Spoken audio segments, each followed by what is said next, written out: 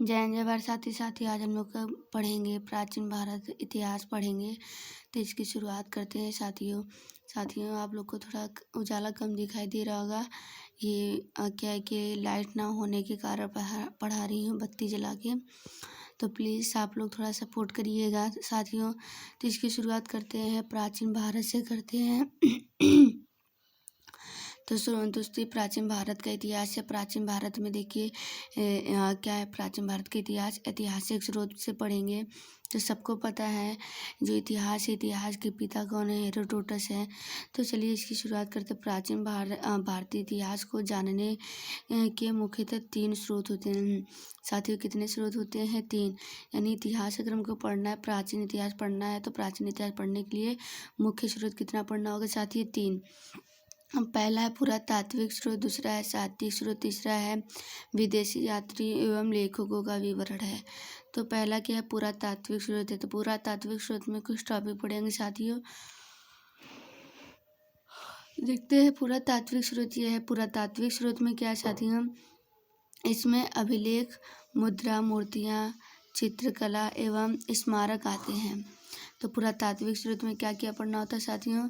अगर अभिलेख की बात कर लें, मुद्रा रुपया का बात कर ले, मूर्तियों का बात कर ले, चित्र वगैरह का बात कर ले, स्मारक का बात कर ले, तो ये सब किस में आता है? पुरातात्विक स्रोत में आता है। पुरातात्विक स्रोत में ही क्या है कि ये टॉपिक आता है। आगे बात करते हैं, अभिलेख, शिलाएं, स्तंभ, ताम्रपत्रों, दीवारों, मुद्राएं एवं प्रतिमाओं आदि पर खुदे हैं। जैसे देखा जाए साथियों, अभिलेख हो गया, शिलाओं हो गया, स्तंभ हो गया, ताम्रपत्र हो गया। ताम्रपत्र यानी ताम्र पत्र होता है। दीवार हो गया, मुद्राएं हो गए, ये सब प्रतिमाएं आदि पर क्या होती है? खुदे होती है। ये सब किसके अंतर्गत आता है? अगर बात करें मूर्तियाँ का, अभिलेख वगैरह का, या शिलाओं का, ये सारी चीज़ें क्या किस में आता है? पुरातात्विक स्रोत में आता है। आगे बात करते पुरातात्विक का स्रोत। अगला टॉपिक, बेसनगर विदिशा से प्राप्त गरुड़ स्तंभ लेख से भगवत धर्म के प्रसार का विवरण मिलता है। यानी भगवत धर्म के प्रसारण का विवरण कहाँ से मिलता है? बेसनगर से प्राप्त गरुड़ स्तंभ से। किससे मिलता है? गरुड़ स्तंभ लेख से प्राप्त हुआ है। भगवत धर्म का प्रसारण हुआ है। आगे बात करते हैं साथियों, क्या है कि अन्य अभिलेखों में हाथी गुम्फा अभिलेख, कलिंग नरेश खारवेल प्रयास का स्तंभ लेख, समुद्रगुप्त मंदसौर अभिलेख, मालवा नरेश यशोधर्म आदि प्रमुख है। देखिए साथ ही इसमें क्या क्या प्रमुख है। जैसे देखिए अभिलेखों में हाथी गुम्फा अभिलेख की बात करें, हाथी गुम्फा अभिलेख क्या है? कलिंग नरेश खारवेल है। अगला है प्रयाग क्या है?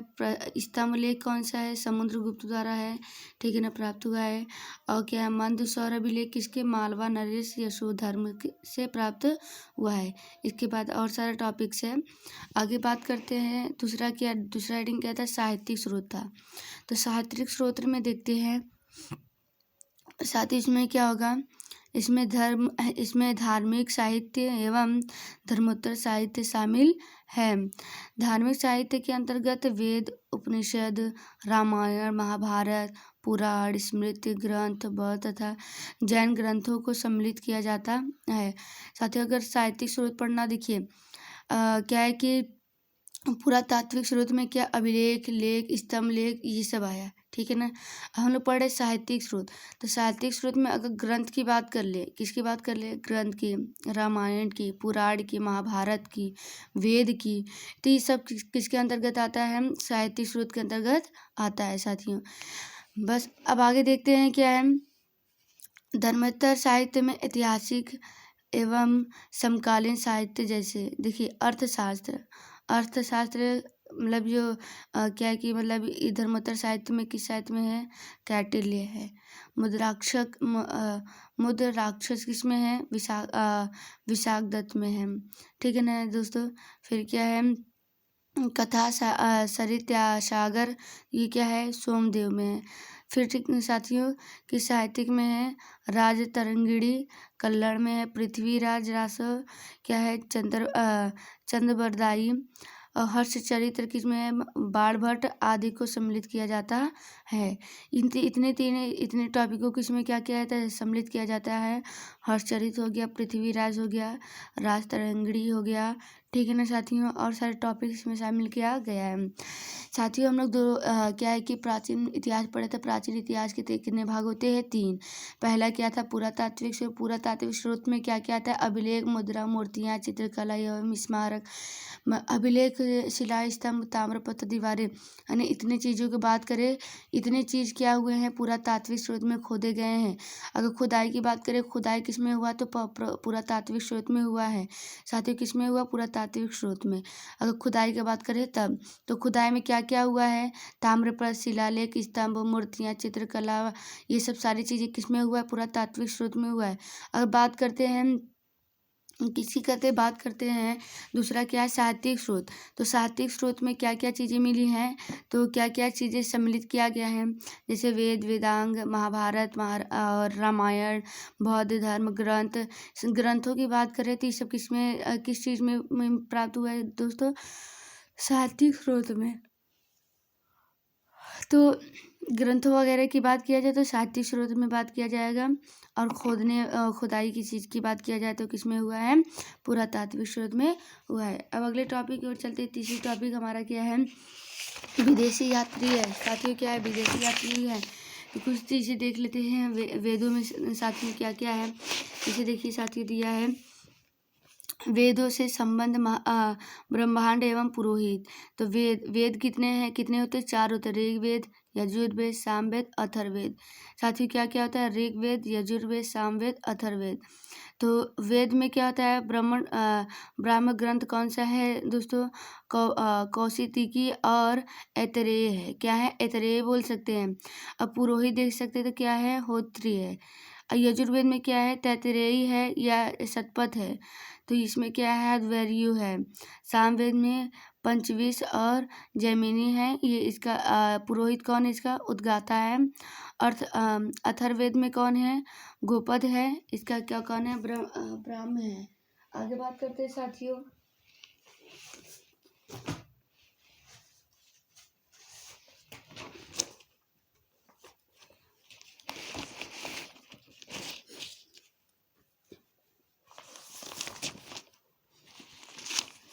अगर दोस्तों टोना टोकटा की बात किया जाए तो टोना टोकटा किसके अंतर्गत आता है, तो आप लोग बताएंगे। तो टोना टोकटा आता है अथर्ववेद में आता है साथियों।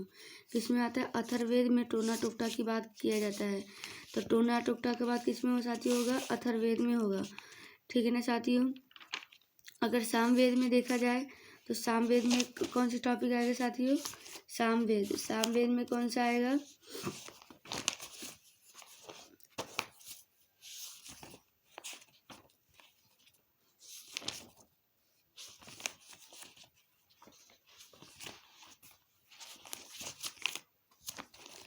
इसके बाद साथियों अगर क्या है कि और ये सब चीज़ें और आगे पढ़ने के लिए मिलेगा हमें। तो ये चारों क्या है, ऋग्वेद, यजुर्वेद, सामवेद, अथर्ववेद, ये चारों टॉपिक अगले मतलब क्या है कि इसके बाद अच्छे से पूरी डिटेल में पढ़ाया जाएगा। आगे देखते हैं। तीसरा टॉपिक क्या है, विदेशी यात्री एवं लेखकों के विवरण। विदेशी यात्री की बात करते हैं तो चलिए देखते हैं साथियों क्या क्या है। इसमें प्राचीन भारत इतिहास की जानकारी प्राप्त होती है। प्राचीन भारत इतिहास की जानकारी किसमें प्राप्त होता है, विदेशी यात्री में होता है। यूनानी रोमन क्या है क्लासिकल लेखकों में टेशियस तथा हेरोडोटस इतिहास के पिता है साथियों, का नाम उल्लेखनीय है। तो देखिए क्या है, अगर लेखकों की बात करें, लेखकों में टेटियस है, और हेरोडोटस क्या है, इतिहास के पिता हैं, सबको पता होगा। सिकंदर के साथ भारत आने वाले विदेशी लेखक कौन है दोस्तों, नियार्कस है। फिर क्या है, अनेस्क्रियट्स है तथा अरिस्टोबुलस थे, ठीक है ना। तो क्या है, सिकंदर के साथ भारत आने वाले विदेशी यात्री ये तीनों थे। ये तीनों क्या थे? विदेशी यात्री थे। आगे बात करते हैं साथियों, अन्य विदेशी लेखकों में मेगास्थनीज, प्लूटार्क एवं स्ट्रैबो के नाम सम्मिलित हैं। अगर मेगास्थनीज का बात देखिए, अन्य विदेशी लेखक का बात करें, मेगास्थनीज तो है ही, मेगास्थनीज के बाद साथ साथ कौन कौन है? प्लूटार्क है, स्ट्रैबो है के और सब नाम इसमें सम्मिलित है। फिर देखते हैं अगला टॉपिक क्या है। हिनसॉन्ग का वृत्तांत कौन है? सीयू की नाम से प्रसिद्ध है।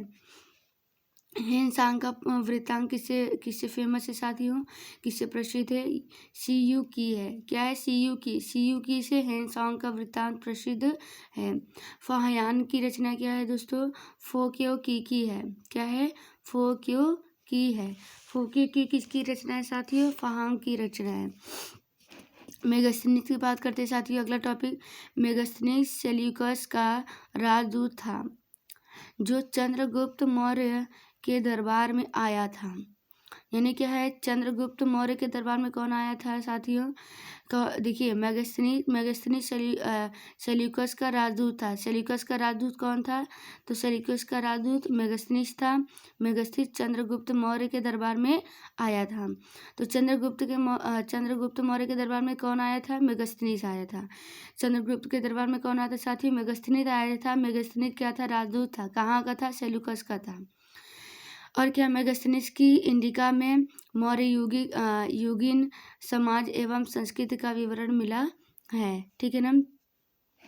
आगे बात करते साथियों, अरबी लेखक अलबरूनी महमूद गजनवी के साथ अथवा तहकीक-ए-हिंद भारत की खोज में तत्कालीन भारतीय समाज की दशा का वर्णन है। यानी क्या है कि इस सब में क्या है? समाज का वर्णन है।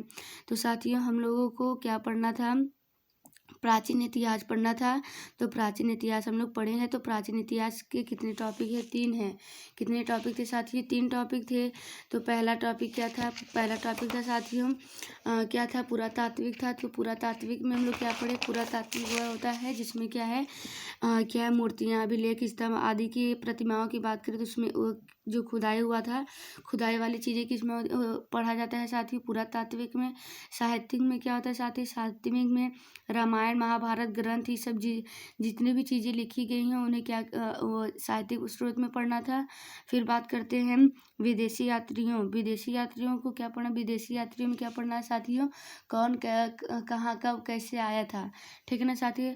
तो विदेशी यात्रियों में हम लोग क्या क्या पढ़े? विदेशी यात्रियों में देखिए साथी क्या पढ़े? पहला यात्री कौन था? क्या है कि जैसे कि देखिए, अगर बात करें, पहले बात करते हैं हेरोडोटस कौन है? हेरोडोटस इतिहास के पिता है। यूनानी रोमन कौन है? क्लासिकी के लेखक थे। ठीक है ना साथियों। सिकंदर के साथ भारत आने वाला पहला विदेशी कौन था? तो कई लोग थे, जैसे क्या है कि लेखक न्यूयॉर्क से थे, अनस्क्रीट थे तथा अरिस्टोबुलस थे। ठीक है ना साथियों। फिर बात करते हैं हिनसॉन्ग का वृत्तांत क्या था? हिनसॉन्ग का वृत्तांत था सीयू की नाम था। फाहियान का क्या था? फोक्यो की था। अब बात करते हैं मेगास्थनीज कौन था? मेगास्थनीज क्या कौन था? सेल्यूकस का राजदूत था। कहाँ का रहने वाला था? सॉरी साथियों, ये राजदूत किसका था? मेगास्थनीज का था। और किसके यहाँ रहता था? चंद्रगुप्त मौर्य के दरबार में रहा करता था। चंद्रगुप्त मौर्य के दरबार में। फिर क्या है? मेगास्थनीज की डिटेल किसमें मिला? इंडिका में मिला।